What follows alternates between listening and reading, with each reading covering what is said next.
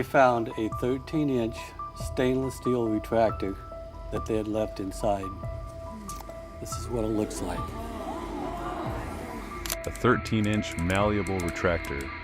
That's what the doctors found lodged inside Donald Church's abdomen when they took a scan, months after his surgery. But how did this metal instrument, meant to assist surgeons, end up forgotten inside his body? Donald Church had come to the hospital seeking relief from abdominal pain. After undergoing surgery to remove a tumor, he thought the worst was behind him. But as the pain intensified and a strange bulge formed near his incision, Church knew something was terribly wrong. He went back for a follow-up scan, and that's when the shocking truth was revealed. The surgical tool had been left inside his body. But how could this have happened? Who was responsible for such a devastating mistake? Did Church survive? And could the delay in discovery have made things even worse? Now, before we continue, I'd like to ask you a small favor. Our channel is still new, and every single subscriber helps us grow. Your support motivates us to produce even more in-depth, high-quality content like this. So if you're enjoying these deep dives into medical mishaps and want to stay updated on future videos, please consider subscribing. It's a simple action that would mean the world to us and ensures you never miss out on any new cases. Now, without further ado, let's get back to the case. Donald Church was born in 1951 in the unassuming town of Linwood, Washington. Linwood, nestled in the Pacific Northwest, was a place where neighbors knew each other by name and people worked hard for their families. It was a town where values like diligence, respect, and perseverance were deeply ingrained in the community, and Church embodied all of those values from a young age. Growing up, Church was never the type to shy away from hard work. Even though his family wasn't wealthy, he learned the importance of self-reliance early on, pushing himself to achieve more. That work ethic followed him into adulthood. When he took on a job as a technician for a pest control agency, it wasn't glamorous work, but Church approached it with pride and dedication. His job demanded patience, problem solving, and most importantly, reliability, qualities that defined his character. In the field, Church dealt with the unseen threats in people's homes, dangerous pests that posed risks not only to property but also to health. It was meticulous work, but Church was known for getting the job done right. Over the years, he earned the trust of his clients and built a reputation in the industry as someone who could be counted on. But work wasn't everything for Donald Church. He was a devoted family man, pouring his energy into creating a safe and supportive home for his wife and children. He lived for his family, and they were the cornerstone of his life. However, life has a way of testing even the strongest among us. It was around the turn of the millennium when Church's health began to waver. What initially seemed like general discomfort and fatigue soon escalated into something much more concerning. For a man who was used to handling pests and tough jobs, this was a different kind of problem, one he couldn't just solve with hard work. In the spring of 2000, Church's pain had worsened. Abdominal discomfort turned into sharp, persistent aches, and the man who had always been active and resilient suddenly found himself struggling with basic daily tasks. It wasn't like him to be slowed down by anything, but this was different. Church knew something was wrong. He consulted with his doctor, and after a series of tests, including blood work and imaging scans, his worst fears were confirmed. The doctors delivered the news. Church had a large malignant tumor in his abdomen. It was a diagnosis that came with both fear and urgency. A tumor of this size meant that the cancer had progressed significantly. For Church, who had spent his life being the strong one for his family, the diagnosis was a devastating blow. His mind raced with questions. How long had it been there? Was it too late? Would he survive this? Cancer is a word that no one ever wants to hear. It evokes a sense of dread and helplessness.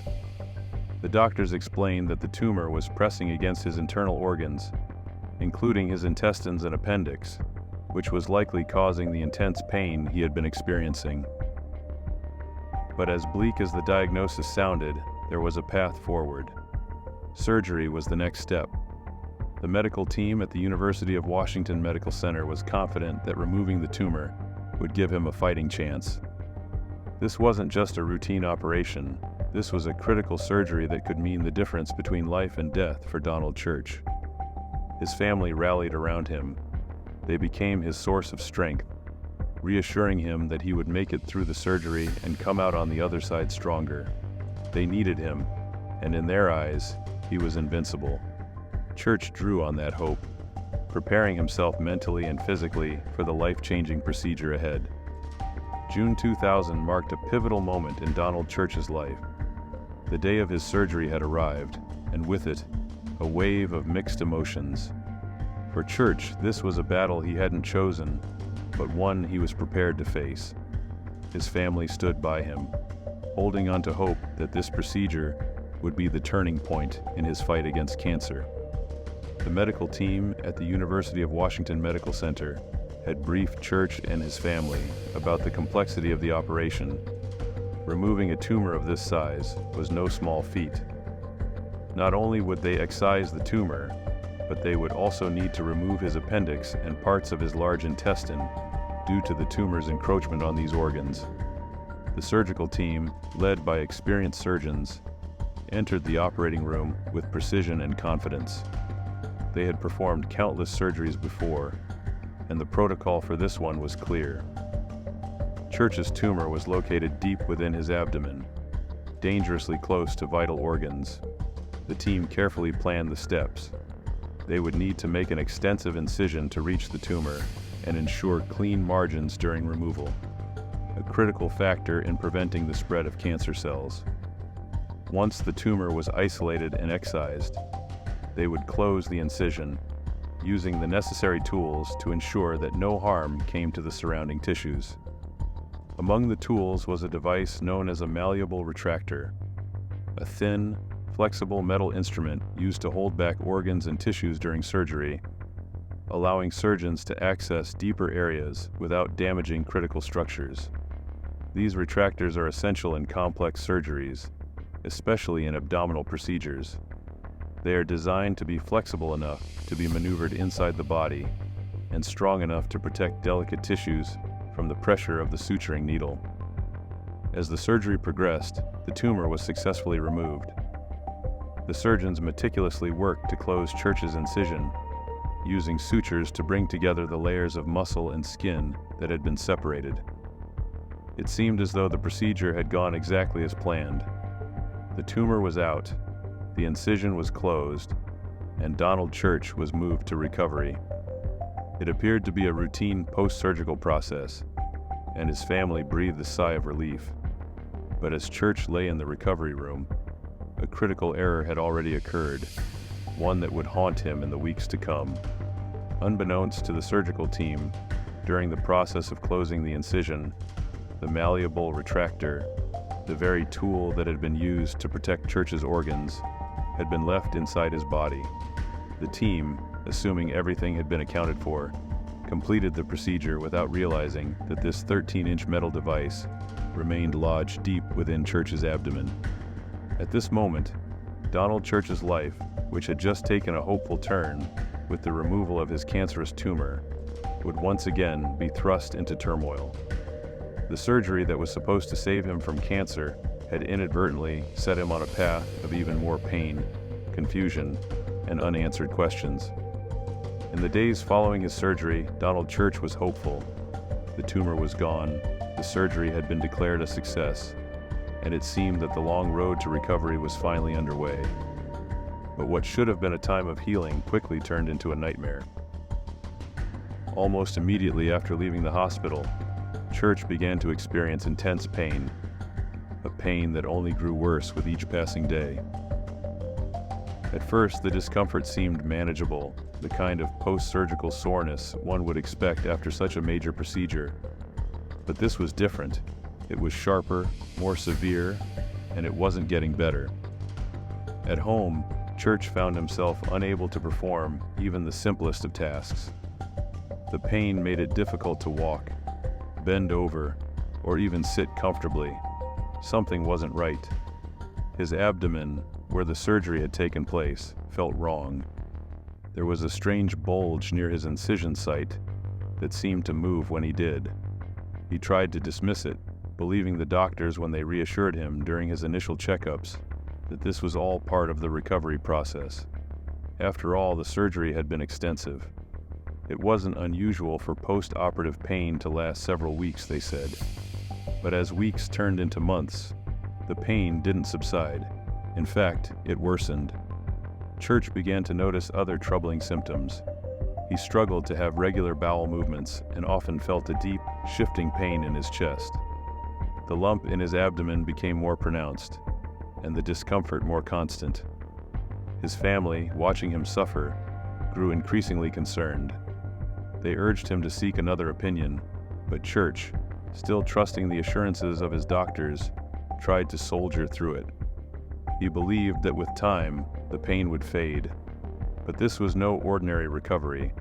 Inside Church's body, the malleable retractor, the 13-inch metal tool left behind during surgery, was causing havoc.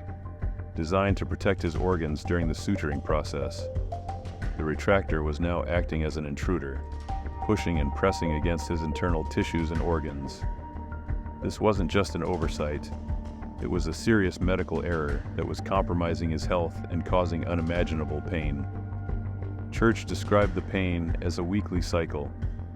At times, it would start in his abdomen and then rise to his chest, almost as if the object inside him was shifting and moving with his body. "I thought I must be dying," Church later recalled.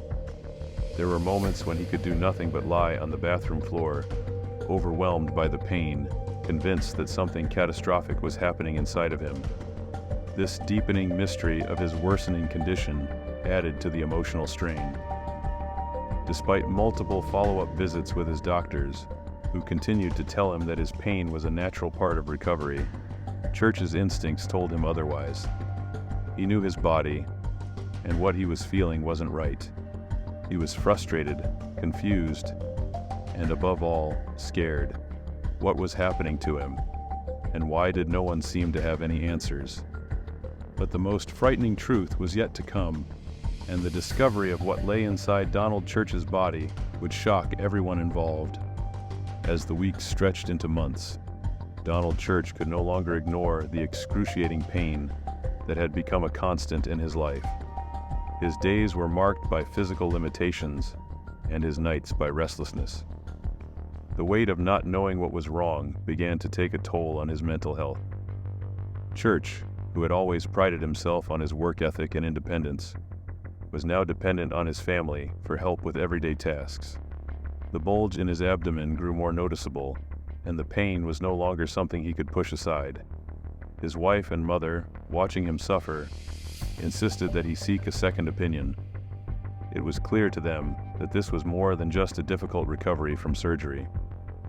Though Church had been hesitant, still trusting the word of his original surgeons, he finally relented and went to see his family physician at a University of Washington clinic. This visit would prove to be the turning point in his agonizing ordeal. The physician, concerned by Church's worsening symptoms and the visible bulge, ordered a CAT scan. The CAT, computed axial tomography scan, uses a combination of X-rays and computer technology to create detailed images of the inside of the body. This diagnostic tool is particularly useful for locating abnormalities within the abdomen, such as masses or foreign objects. When the results of the CAT scan came back, the truth was undeniable and shocking. A 13-inch malleable retractor, the very tool that had been used during his surgery to protect his organs from the suturing needle, was still lodged inside his abdomen. The retractor, long and thin, had been left behind during the surgery and had been moving around inside his body, causing the immense pain that had plagued him for months. For Donald Church, the discovery was both a relief and a source of intense anger. On one hand, he finally had an explanation for his pain. He wasn't imagining it, and he wasn't dying of some mysterious complication. But on the other hand, the idea that such a grave mistake could have been made was infuriating. How could a 13-inch surgical instrument be left inside him? How had it gone unnoticed for so long? The trust he had placed in his surgeons had been shattered. Church recalled being in shock when he learned what had been causing his pain. As he processed the news, a mix of emotions swept over him. Relief that he wasn't dying, but also disbelief that this had been allowed to happen. His mind raced with questions. How could this have been missed during surgery? Why hadn't the surgeons or the staff noticed that a tool this large was missing? After all, a retractor isn't a small or easily overlooked item. It's a large metal device, typically about the length of a forearm, and it was designed to be visible during surgery. The next steps were clear. Church needed another surgery, this time to remove the retractor that had been causing so much suffering. The procedure was scheduled to take place at Swedish Medical Center in Seattle, a new hospital with a different team of surgeons. Though the operation was less complex than his first, the emotional weight of going under the knife again was heavy. The retractor had been lodged inside Church's abdomen for over 2 months, causing significant physical distress. It had shifted and pressed against his internal organs, creating intense pain that baffled Church and his family. Now, the priority was to safely remove the foreign object without causing further damage to the tissues that had already been strained by its presence. When the day of the surgery arrived, the team at Swedish Medical Center moved with precision and care. This procedure was straightforward compared to the original tumor removal, but there were still risks involved. The surgeons had to ensure that removing the retractor wouldn't cause complications, such as infections or internal scarring, both of which are potential risks when a foreign object remains inside the body for an extended period. Thankfully, the operation was a success. The retractor was carefully extracted, and Church began what would finally be his true road to recovery. Physically, he would no longer have to endure the relentless pain caused by the instrument pressing against his organs. But while the physical trauma was resolved, the emotional and psychological toll was far from over. After the surgery, Church reflected on the ordeal. He had trusted the surgeons during the first operation, and that trust had been broken in a way that was difficult to reconcile. He had spent months in pain, his daily life disrupted, only to find out that it was all preventable. The knowledge that such a blatant error could occur at a prestigious teaching hospital like the University of Washington Medical Center was unsettling.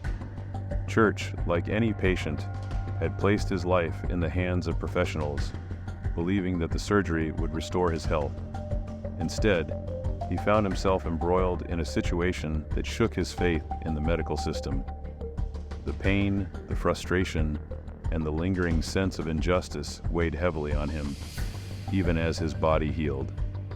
Shortly after the second surgery, Church, with the support of his attorney Ralph Brindley, filed a lawsuit against the hospital for medical malpractice.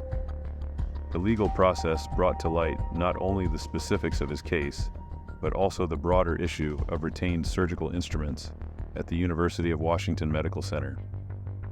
The hospital was forced to admit that since 1997, there had been at least 4 other similar incidents where surgical instruments were left inside patients during complex procedures.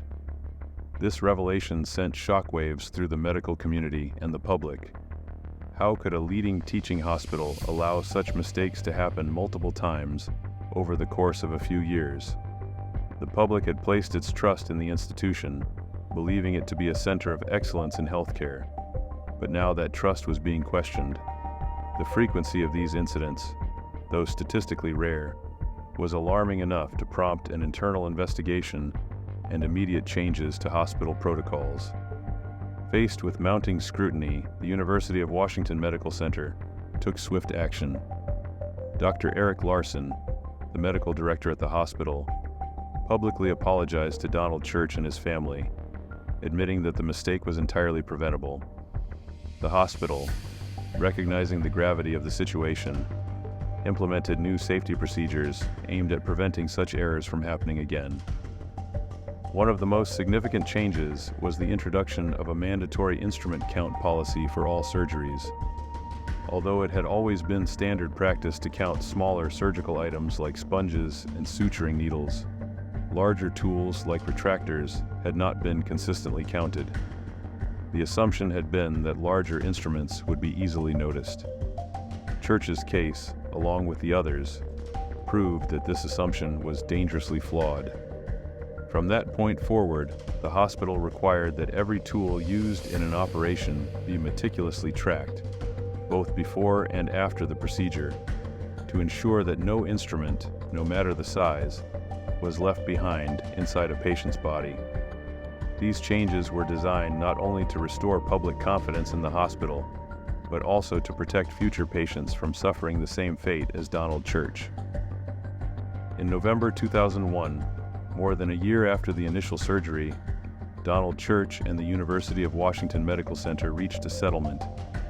Church was awarded $97,000 in compensation for the suffering and distress caused by the hospital's negligence. While the settlement brought some closure to the legal battle, it did little to heal the emotional scars left by the experience. Church expressed relief that the ordeal was finally over, but also anger that it had happened at all. "We're not talking about leaving a wrench on somebody's car engine," Church said, his frustration evident.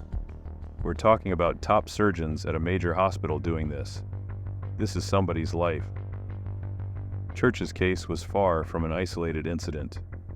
Statistics show that retained surgical instruments occur in approximately 1 in every 5,000 surgeries, though some studies suggest the number could be even higher due to underreporting. In Church's case, the discovery of the retractor was a fortunate one. Other patients in similar situations have suffered more severe consequences, including internal infections, organ damage, and even death.